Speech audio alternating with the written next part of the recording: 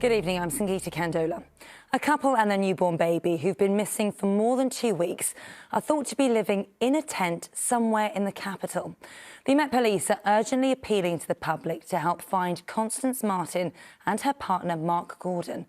Neil Connery sent this report from New Scotland Yard. Well, police say that this couple and their newborn baby could be anywhere in the country tonight, even sleeping inside a tent, hence their concern given the freezing temperatures. Now, Constance Martin and Mark Gordon appear to have been avoiding police after their car broke down and caught fire on the M61 near Bolton on January the 5th. They moved through Liverpool, Harwich, Colchester and London in just a few days after that. And police have now released images showing the couple with a buggy in Whitechapel in London on the evening of Saturday the 7th of January. Now, they just bought camping gear, including a blue tent from an Argos store, before unsuccessfully trying to flag down 3 taxis. And this is the last official sighting that we have of the family. Officers say they don't know whether the child was born prematurely or full term. They say that no child, especially a tiny newborn baby, should be forced to endure such dangerous, potentially life-threatening conditions. The weather's gone down to -6, -7. A newborn baby at that, on the 7th would have only been 2 or 3 days old.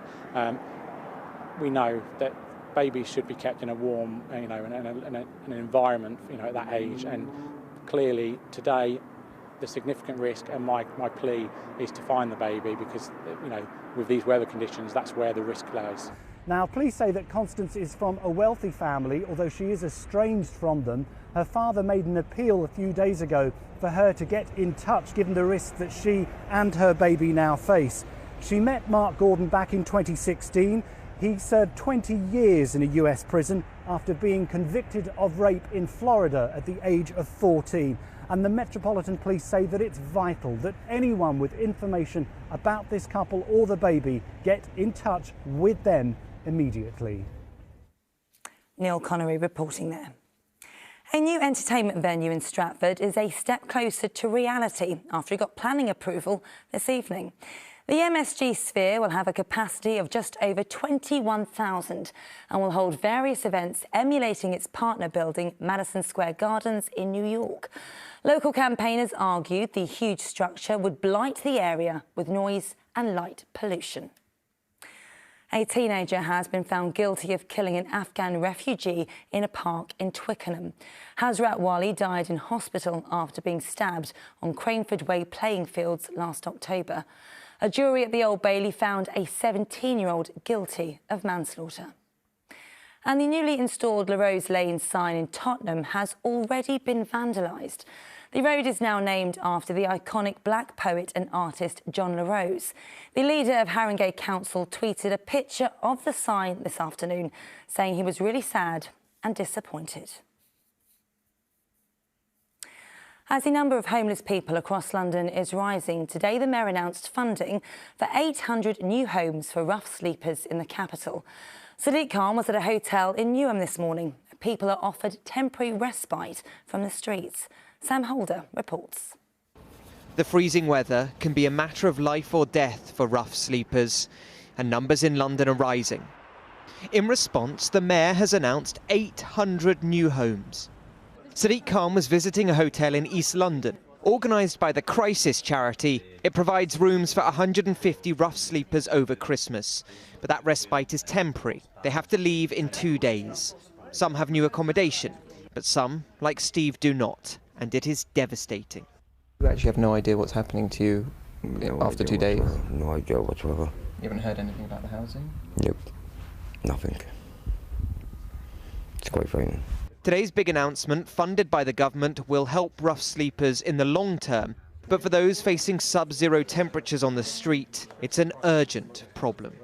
Well, Steve, like other guests here, are being supported by Crisis and St Mungo's. I've met some of the excellent caseworkers, some of the brilliant volunteers supporting those rough sleepers. They're working around the clock to try and find long-term accommodation, often in the private sector, because unfortunately we've not got the number of homes we need in councils and registered social landlords. That's why we're lobbying for more money from the government. But in the meantime, he'll be back on the street? Well, I don't think so. Fingers crossed. Millions and millions have been spent in recent years to try to reduce the level of homelessness in the capital. And for a while that was working, especially during the pandemic.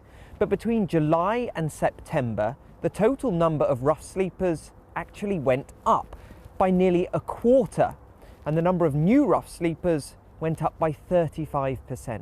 We're seeing large numbers of people coming to our Christmas services and to our year-round services simply because they can't make ends meet. Rents have gone up 15% in London, but housing benefits have been frozen. And these things are a recipe for homelessness and particularly for rough sleeping. The 800 new homes will make a big difference. But between July and September, more than 3,500 people slept for at least a night on London's pavements. Sam Holder, ITV News. Plans for a women's-only tower block in West London will turn the area into a concrete jungle. That from people living near the site in Acton Town. More than 100 affordable homes are being built, but residents are resisting. Our senior correspondent Ronke Phillips reports. Very small flats, basic studios and a few one-bedrooms. Brook House currently has 39 flats and is in a prime position right opposite Acton Town tube station. The block is only 5 stories high, but if plans submitted to the council are approved, the new doubling the number of homes to provide much needed housing. These properties are usually quite small. They're really coming to the end of their life, and it's really not economical to try and expand them, to try and refurbish them. This gives us a great opportunity, this land, to build even more homes. So we're doubling the number of affordable housing for women on this site alone. The scheme is being delivered by Women's Pioneer Housing, a group set up in 1920 to provide affordable homes for women on low incomes. They're working in partnership with L&Q through the Build London Partnership.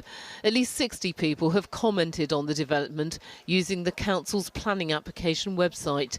To date, only 9 of those posts are in favour, which means 80% of those who responded are against. The balance was similar among the people we spoke to today. But I'd say it doesn't sound great because of the landscape, how it's sort of set out. Nothing is that high, so it doesn't sound like a great idea. There's so many high-rise flats around here, all the way down Bollow Lane. Everywhere you look, down the high street, there's so many high-rise flats. Where is Acton going to go? I don't see the problem with demolishing a space that houses maybe, 50 people and turning it into a complex that can house 150 people, especially when we're in a housing crisis as we speak. The developers also argue that they've had to build up to avoid existing properties and take into account a water sewer that runs across the middle of the site. The plans were submitted at the end of last year, but so far the council is playing its cards very close to its chest. When we contacted them for comment, they would only say the application has been received and is being considered. Ronke Phillips, ITV News. Sport and Bournemouth's run in the FA Cup has come to an end after a 1-0 loss to Accrington Stanley. Both sides could not be separated after 90 minutes, but a penalty by midfielder Tommy Lee in the 97th minute of extra time was enough for the Ode Reds to secure a tie with Premier League side Leeds United in the 4th round. Weather now, it's been another cold one today and again tomorrow. Here's Sally with the details. ITV London weekday weather is sponsored by Octopus Electric Vehicles. Car, charger and energy. Hello there, a very good evening to you. I hope you had a lovely day. Now, some people noticed a bit of a thaw here. Minnie did in Hampton Court, but it is still really cold outside. Tonight, the risk of more frost and freezing fog again. Pretty dry day tomorrow, but do watch out for some drizzle later on, and it's still chilly. So let's take a look at the detail for you. So where we've got the clearer skies to the north and west, that's where we've got the higher risk of that freezing fog again and sharp frost. And there could be some visibility issues and possibly some icy stretches. But under under the cloud, less chance of that. Still, though, some patchy frost and maybe a bit of murkiness. A cold start wherever you are tomorrow morning, down to around freezing. And there might be a little bit of early brightness, but that cloud pretty dominant tomorrow. It is going to be a bit of a murky day. There might be some mist around on higher ground and just, again, subduing those temperatures. A degree up, but still only reaching highs of 5 to 7 degrees below average. And then into the afternoon and evening later on, just the chance of some rain and drizzle moving through, but not too much. Now, our outlook looks fairly calm, bright at times, still chilly. The temperature's coming up a little bit, though, into the weekend. That's it. Good night. Sleep well. ITV London Weekday Weather is sponsored by Octopus Electric Vehicles. Finally, Bill Nye has been nominated for his first Oscar at 73. You know, I remember what it's like to be alive. The actor from Caterham is up against Austin Butler, Brendan Fraser and Colin Farrell in the Best Actor category. And that is all for now. We're back on air tomorrow morning from 6 a.m. But from me and everyone on the late team, a very good night to you.